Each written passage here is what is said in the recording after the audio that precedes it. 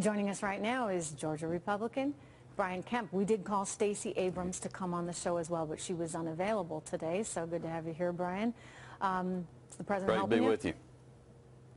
Oh, yeah, he helped us big in the primary. They're all in on this race, so we're looking forward to hopefully getting him back to Georgia. Hopefully the vice president will be back. And we're on the ground already working hard. You know, we had a great runoff victory, but we're back at work, pushing hard to get the vote out. You know, tremendous excitement that I am seeing on the ground that, quite honestly, I hadn't seen in a long time here in Georgia, so we're ready to go. What's fueling that?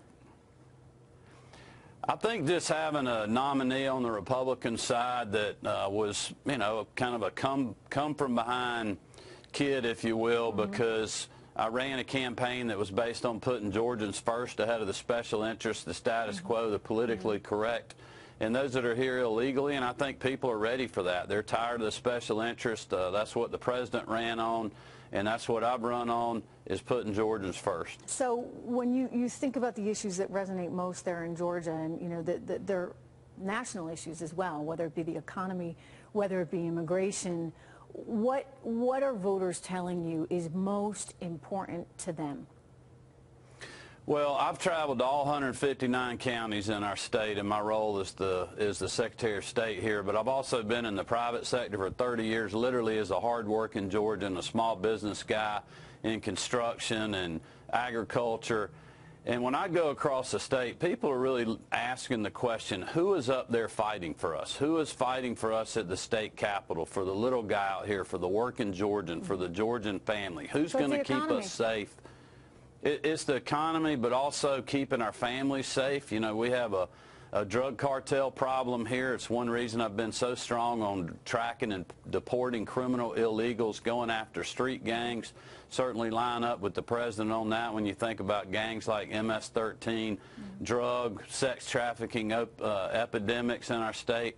You know, I'm going to keep our families safe. I'm a father of 3 teenage daughters. That's something my wife and I are concerned about. But I've also been a hard-working Georgian, and while the economy is great, there's still parts of our state that there's not a good focus there. It's the small, little guy, little lady working Georgian out there that needs the help, and that's why I've gone after cutting government regulations and putting Georgians first and making us #1 for small business in the country. Yeah, no, that's a big deal. I mean, small business really is the engine of this country.